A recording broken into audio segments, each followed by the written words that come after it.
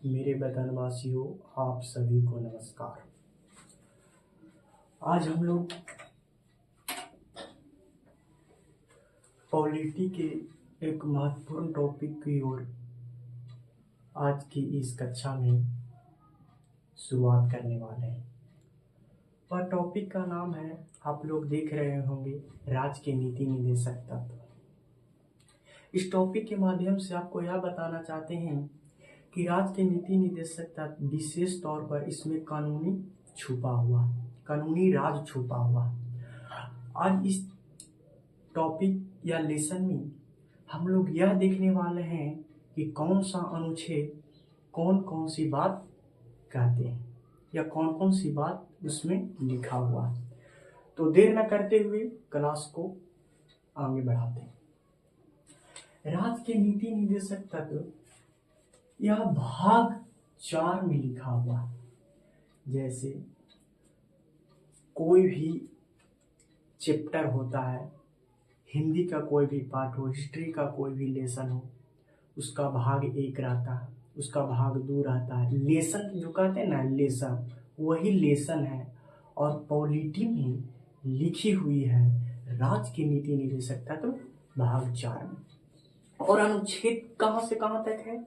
अनुच्छेद भी इसमें लिखा हुआ है 36 से लेकर 51 तक। 36 से लेकर 51 तक। जैसे मैथ में आप चैप्टर नहीं पढ़े हो, मैथ में जैसे भाग है, जैसे मैथ में है भाग 5 और उसमें एक्सरसाइज कर कर आता है 5.1, 5.2 और 5.3 और 5.5 तक। समथिंग जितना तक लिखा है वह लास्ट होता है कि नहीं, यानी भाग पूरा खत्म हो गया। उसी प्रकार से पॉलिटी में राज्य की नीति निर्देशक तत्व भाग 4 और अनुच्छेद एक्सरसाइज जो अभी चर्चा की 36 है, 37 है, 38, ऐसी बढ़ते बढ़ते 51 तक इस बात में निहित है। तो आगे देखेंगे हम लोग, देखेंगे कि राज्य के नीति निर्देशक तत्व संविधान में है तो लेकिन आया कहाँ से? राज्य के नीति निर्देशक तत्व, पहला प्रश्न तो ही बनता, आया कहाँ से? तो यह आया आयरलैंड से। आयरलैंड। कहाँ से? आयरलैंड से कब आया? 1937 में। ईस्वी भी याद रख लीजिएगा, ईस्वी न भी याद रखिएगा, कोई भी करना है, खाली ईवली महत्वपूर्ण है, ईवली याद रख लीजिएगा। आयरलैंड वाला 1937। और आयरलैंड कहां से लिया था? स्पेन से। यह मूल बात हो गया कि राज्य की नीति निर्देशक तत्व एक पॉलिटी का चैप्टर है। वह कहां से आया? आयरलैंड से आया। कौन सा ईस्वी में आया था? 1937 में। आयरलैंड कहां से लिया था? स्पेन से लिया था। अब एक महत्वपूर्ण विधिक, जो संविधान सभा के विधिक सलाहकार होते हैं, उस व्यक्ति का नाम लिखने जा रहे हैं। विधिक सलाहकार,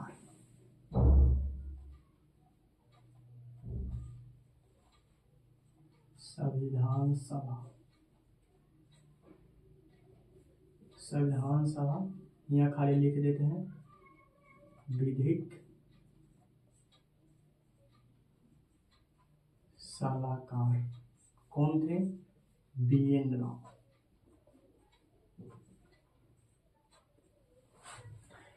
संविधान सभा के विधिक सलाहकार BN राव थे।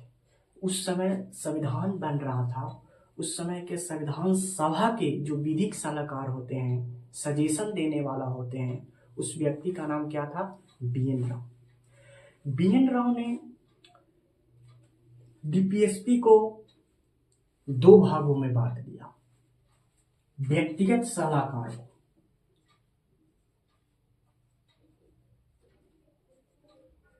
कौन सलाहकार? व्यक्तिगत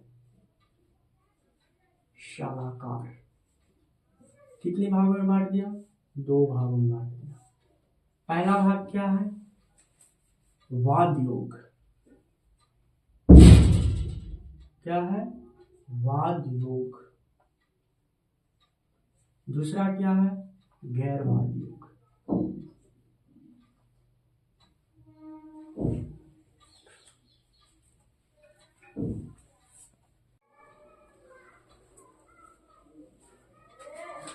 दूसरा था गैरवाद योग। क्या था? गैरवाद योग।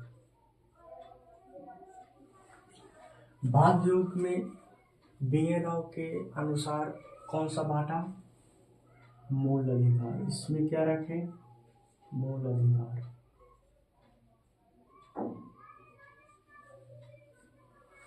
मूल अधिकार फंडामेंटल राइट्स। और गैरवाद योग डीपीएसपी। डीपीएसपी का मतलब आप लोग समझ गए होंगे, राज्य के नीति निदेशक तत्व। बीए राव के सलाह व्यक्तिगत सलाहकार के अनुसार वाद योग और गैरवाद योग दो भागों में बांटा, और वाद योग में मूल अधिकार और गैरवाद योग में डीपीएसपी रखा। यहाँ से एक महत्वपूर्ण तथ्य यह है कि हम लोग आज दो अनुच्छेद के बारे में चर्चा करेंगे। जो बेसिक इसका स्ट्रक्चर है राज्य के नीति निदेशक तत्वों का, आज हम लोग पूरा करेंगे। और नेक्स्ट क्लास में संवैधानिक प्रावधान, जो गांधीवादी आएंगे, समाजवादी आएंगे, उदारवादी आएंगे, ये सब नेक्स्ट क्लास में हम लोग चर्चा करने वाले हैं। आज हम लोग एक बेसिक स्ट्रक्चर देख लेते हैं। क्या है बेसिक स्थिति? गांधीवादी और समाजवादी से पहले दो अनुच्छेद हम लोग आज देखेंगे। और कौन सा अनुच्छेद है? एक अनुच्छेद है 36। 36 क्या कहता है? 36 क्या कहता है? इसमें लिखा गया है राज्य की परिभाषा।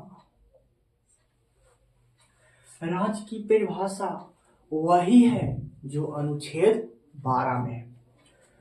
जब हम लोग मौलिक अधिकार भाग 3 में आएंगे, जो उसमें है 12 से 35, अनुच्छेद 12 से 35 में मौलिक अधिकार में जाएंगे तो एक 12 अनुच्छेद कहता है राज्य की परिभाषा, और यूं मिल गया 36 में राज्य की परिभाषा। वही राज्य की परिभाषा है जो अनुच्छेद 12 में निहित है। क्या है देखेंगे हम। पहला पॉइंट, भारत की संसद। लौक रहा है कि इससे बड़ा लिखे? लौक रहा होगा। भारत की संसद, भारत की राष्ट्रपति,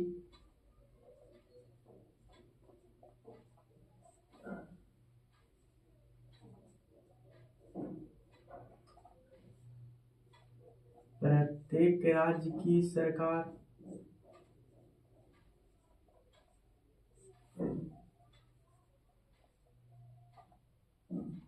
राज्य का विधानमंडल,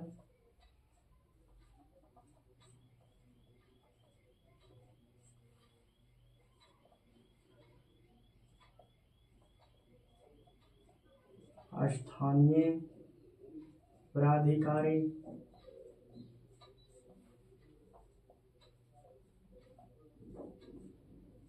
अन्य प्राधिकारी, स्थानीय प्राधिकारी, अन्य प्राधिकारी। यही है अनुच्छेद 36 में इतनी बात लिखी हुई। अगर आप लोग इसे भी याद नहीं करते हैं, अगर सिर्फ यह याद करते हैं कि अनुच्छेद 36 में राज्य की परिभाषा, बस हो गया आपका काम। यही तो पूछेगा पॉलिटिक, यही पूछेगा। तो ये क्यों नहीं याद किए? अगर याद हो जाए तो बढ़िया, और ना याद हो जाए तो गम भी मत करिएगा, लेकिन बार बार पढ़िएगा, आप लोग का याद हो जाएगा। एक बेसिक स्ट्रक्चर है। उसके बाद अनुच्छेद एक आता है 37। अनुच्छेद 37 क्या कहता है? राज्य का यह कर्तव्य होगा कि राज्य का यह कर्तव्य होगा कि राज्य का क्या कर्तव्य होगा कि नीतियों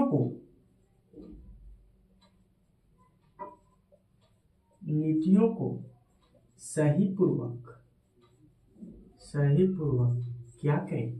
क्रियान्वयन करें। क्या करें? क्रियान्वयन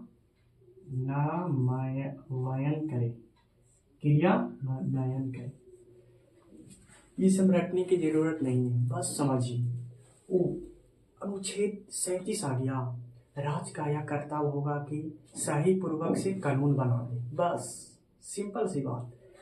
राज्य का यह कर्तव्य होगा कि सही पूर्वक से कानून बनाकर उस पर अमल करे। यही है क्रियान्वयन का अर्थ, मतलब कानून।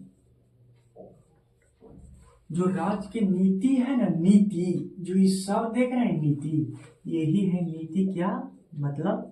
कानून बनाना। यही नीति क्या है? मतलब कानून बनाना। क्या लिखा है अनुच्छेद 37 में? यह बात लिखी है कि राज्य का यह कर्तव्य होगा कि नीतियों का सही पूर्वक क्रियान्वयन करें। क्या करें? क्रियान्वयन मतलब कानून बनाए। राज्य भी अपने स्तर से कानून बनाता है, केंद्र भी अपने स्तर से कानून बनाती है। दोनों तो अलग अलग है नीति। उसके बाद हम लोग यह जानेंगे, अनुच्छेद 36 जानेंगे, राज्य की परिभाषा। अनुच्छेद 37 जानेंगे कि सही पूर्वक से कानून कैसे बनाया जाता है। अब हम लोग इससे आगे देखेंगे। डस्टर सूखा वाला क्या हो गया? इससे हम लोग आगे देखेंगे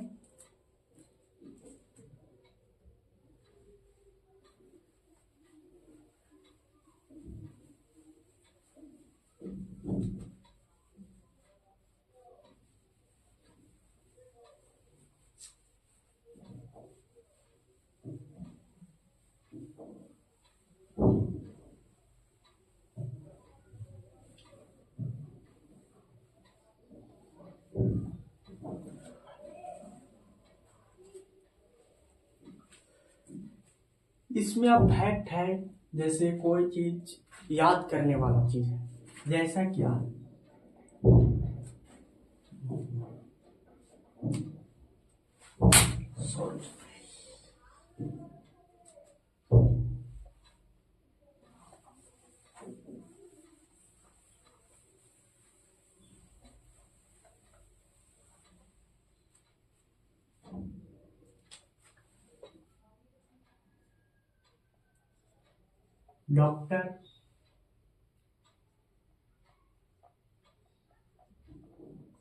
डॉक्टर भीमराव अंबेडकर ने राज्य की नीति निर्देशक तत्व को क्या कहा?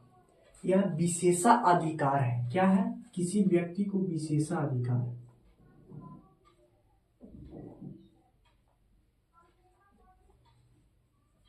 क्या है? विशेषाधिकार। किसी व्यक्ति को विशेषाधिकार मिलना। यह अंबेडकर साहब ने कहे थे राज्य के नीति निर्देशक तत्व के संदर्भ में। उसके बाद हम लोग जानेंगे ये जो लिखा हुआ है तुलना का आधार मूल अधिकार में क्या है और डीपीएसपी में। जैसे मूल अधिकार अभी थोड़ा देरी पहले जिक्र किए थे, भाग 3 और अनुच्छेद कितना 12 से लेकर 35 तक उसमें है। मूल अधिकार और राज्य के नीति निर्देशक तत्व दोनों ही अलग हैं और दोनों की तुलना ही आप करना चाह रहे हैं राज्य के नीति निर्देशक तत्व की ओर। जैसे देखते हैं, एक था कानून। क्या था? 1935 के, आप पढ़िएगा, 1935 के भारत शासन अधिनियम।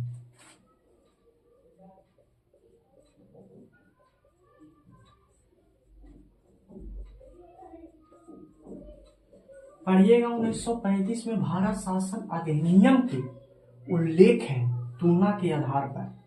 क्या कहता है कि 1935 भारत शासन अधिनियम? तो मूल अधिकार में कहता है किसी भी रूप में नहीं है। जैसे मूल अधिकार किसी भी रूप में नहीं है। कौन रूप में नहीं है? जो राज्य के 1935 में भारत शासन अधिनियम था, उस अधिनियम में बनाया गया कानून तुलना के आधार पर मूल अधिकार में नहीं है, लेकिन वही बात डीपीएसपी में मौजूद है। फिर देखेंगे दूसरा, न्याय और लोकतंत्र। न्याय लोकतंत्र में मूल अधिकार में क्या था? राजनीतिक न्याय देगा। और डीपीएसपी में क्या था? सामाजिक और आर्थिक न्याय। पूछेगा कि न्याय और लोकतंत्र मूल अधिकार में क्या था? राजनीतिक था, आर्थिक था कि सामाजिक था? तो आप लोग का बताना है क्या? राजनीतिक। यही डीपीएसपी में चल जाएगा तो सामाजिक और आर्थिक। दूसरा देखेंगे, प्रकृति इसका कहा नकारात्मक भाव रखते हैं मूल अधिकार में और सकारात्मक भाव रखते हैं डीपीएसपी में। प्रकृति का हम लोग देखेंगे। स्वरूप इसका क्या? मूल अधिकार में व्यक्तिगत स्वरूप और डीपीएसपी में सामूहिक स्वरूप। जैसे व्यक्तिगत और सामूहिक के बारे में एक जिक्र कर देते हैं, थोड़ा सा यहाँ समझने के ऊपर है। व्यक्तिगत का मतलब हर एक व्यक्ति को, हर इंडिविजुअल व्यक्ति को उस अनुच्छेद मूल अधिकार में जो अनुच्छेद है 12 से 35, हर व्यक्ति को एक अलग अलग अधिकार मिलता है। लेकिन डीपीएसपी क्या कहेगा? उस हर अलग अलग व्यक्ति को नहीं मिलेगा, हम एक सामूहिक, तभी तो यहाँ लिखा है सामाजिक और आर्थिक न्याय, तभी तो लिखा है सामाजिक, पूरा एक ग्रुप का ही हम लोग इसमें क्या करेंगे? नकारात्मक सामूहिक रूप से न्याय दिलाने का प्रयास करेंगे। असंगतता में कुछ खास नहीं है, इसमें विधि शून्य है और इसमें नहीं है मूल अधिकार में। यह तुलना के आधार पर यह इंपॉर्टेंट है, इसको आप याद कर लीजिएगा। स्क्रीनशॉट लेना चाहते हैं तो ले सकते हैं। एक बात बेसिक स्ट्रक्चर में एक बात निहित है, वह बात है क्या? अधित्यजन।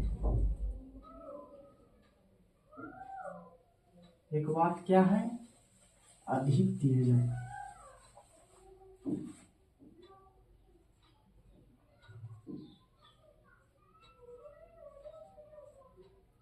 अधित्यजन का सिद्धांत क्या कहता है?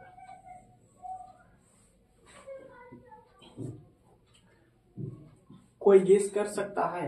अधित्यजन का सिद्धांत, अधित्यजन का सिद्धांत यह है, किसी व्यक्ति को अधिकार, किसी व्यक्ति को अधिकार या विशेषाधिकार,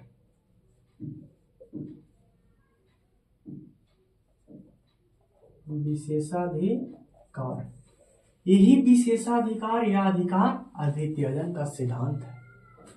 अधित्यजन कहता है किसी भी व्यक्ति को अधिकार दो और विशेषाधिकार दो, यही अधित्यजन का सिद्धांत कहता है। तो बेसिक स्ट्रक्चर हम लोग जान गए, बस 1 मिनट का समय लेंगे और 1 मिनट में जितना पढ़ाए थे शुरू से लास्ट तक अंतिम तक रिकॉल पूरा बात को कर देते हैं। जैसे पूछेगा राज्य के नीति निर्देशक तत्व कहाँ से लिया गया था? आयरलैंड से लिया गया था। कौन सा ईस्वी में लिया गया था? 1937 में लिया गया था। आयरलैंड कहाँ से लिया था? स्पेन से लिया गया था। एक संविधान सभा के विधिक सलाहकार थे कौन? बी.एन. राव। बी.एन. राव ने व्यक्तिगत सिद्धांत के अनुसार 2 भागों में बांट दिया था, एक वाद योग, एक गैर वाद योग। वाद योग में उसने क्या रखा? मूल अधिकार, और गैर वाद योग में क्या रखा? डीपीएसपी यानी राज्य के नीति निर्देशक तत्व। इन हम लोग जानेंगे क्या? जाने थे अनुच्छेद 36 और 37। 36 में राज्य की परिभाषा सिंपल था, लेकिन 37 में राज्य का यह कर्तव्य होगा कि सही पूर्वक नीति मतलब कानूनों को सही पूर्वक क्रियान्वयन करें। फिर उसके बाद देखे थे तुलना के आधार, यही तो है दोस्त। बस देखो 15 मिनट की वीडियो या 10 मिनट की वीडियो 1 मिनट या 2 मिनट में पूरा रिकॉर्ड हो सकता है। आप ध्यान से इस वीडियो को देखिए, समझिए और एक शॉर्ट नोट बनाने की तैयारी करें और जो क्वेश्चन आता है आप क्वेश्चन लगा के रिकॉर्ड करें। आज की इस क्लास में आज यहीं तक रखते हैं बेसिक स्ट्रक्चर, और जो नेक्स्ट वीडियो आएगा, नेक्स्ट क्लास आएगा, उस हम लोग देखेंगे। कहाँ से देखेंगे? संवैधानिक प्रावधान। संवैधानिक प्रावधान। संवैधानिक प्रावधान में कितनी भागों में आता है? 3 भागों में। समाजवादी आएगा, एगो गांधीवादी, एगो उदारित बौद्धिक। यही कल नेक्स्ट क्लास में हम लोग चर्चा करने वाले हैं। तो आज के लिए इतना ही। जय हिंद।